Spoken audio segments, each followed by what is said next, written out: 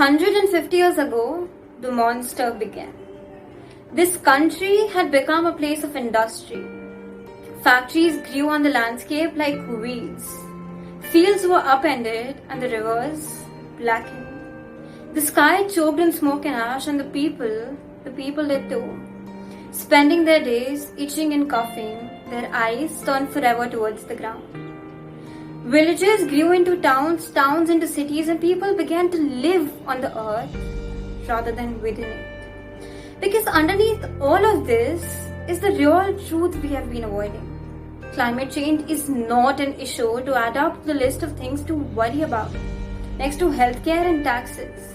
It is a civilizational wake-up call, spoken in the language of fires, floods, droughts, and extinctions, telling us that we need an entirely new economic model and a new way of sharing this planet, telling us that we need to evolve. And this is what we, the students at Sunbeam School Lehetara, attempt to appeal today, through a visual stimulated by the documentary India 2050. With every switch that was flipped, with every neon light that was lit, fuels were burned, releasing greenhouse gases into the atmosphere. So, is it self-driving cars or human ashes on the pavement in India 2050? I question you.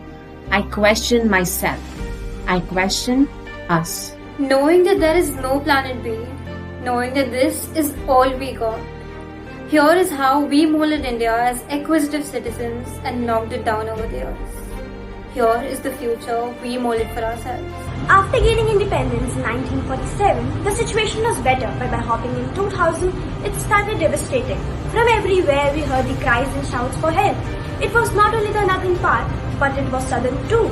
From all the natural disasters that could affect our country to all that would not have much occurred in India. As I said, before 1947, the situation was better, but it started getting worse. And the reason behind this is me, you, and every citizen of India who uses an automobile, an electric bulb, and those who never planted food. Ever since the independence, it is just not our economic esteem that's rising. Overpowering the needs, our greeds too are crossing barriers.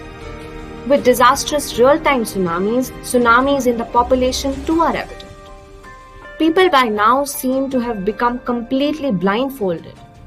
They all seem to have confined themselves to me and have forgotten the meaning of us.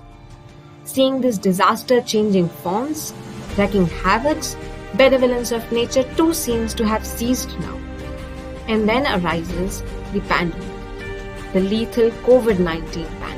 Thousands of government-led air clean programs will be inadequate. Inadequate because naive us, we believe that nothing can affect us. We'll ramp up and put on another air conditioner if the heat outside goes high.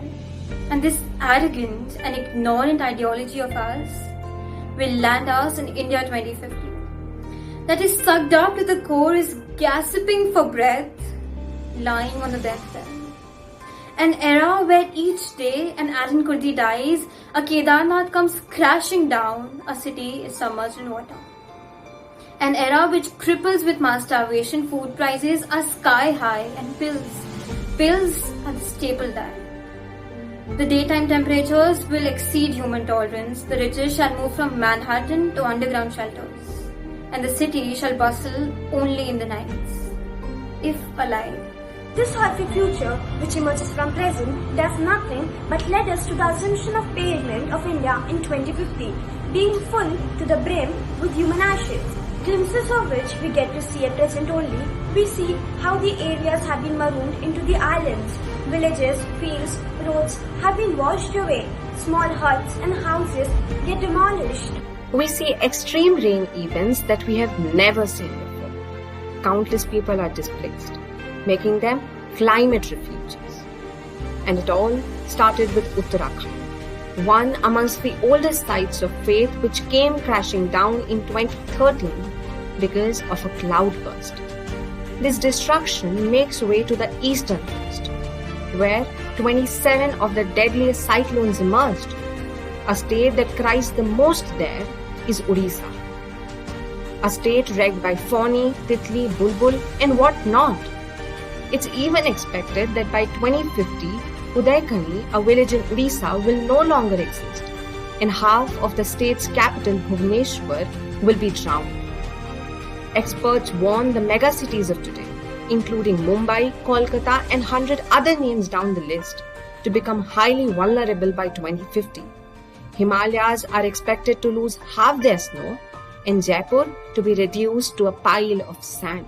It's just not about the panoramic beauty. By 2050, water and food supplies could be the matter of all. Experts assume India's population to rise as high as 1.64 billion.